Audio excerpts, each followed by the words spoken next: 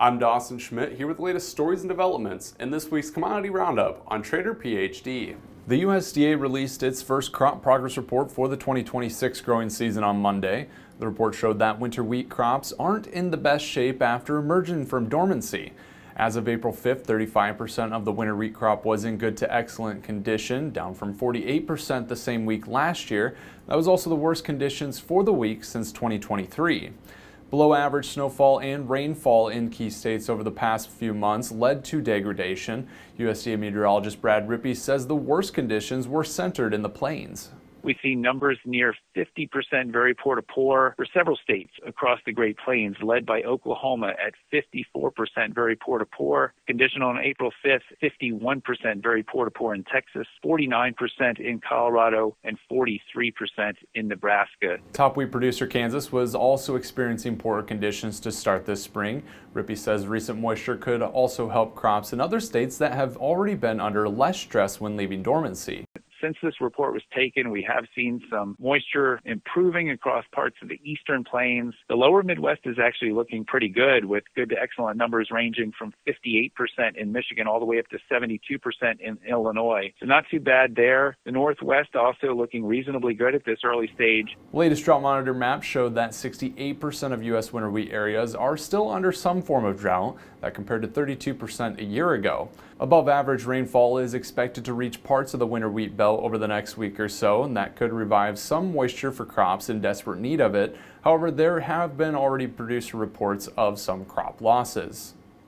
The USDA's April WASDE report brought minimal changes to the U.S. corn, soybean, and wheat balance sheets. While U.S. soybean ending stocks were unchanged, the agency did adjust export and crush demand forecasts.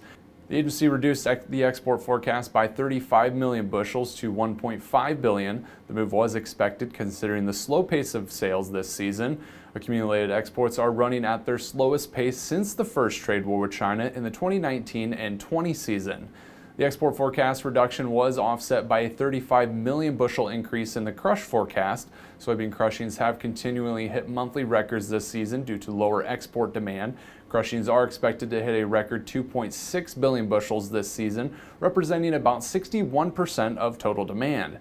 Brazilian soybeans remain highly competitive on the global export market as U.S. origin prices are higher in anticipation of further Chinese demand.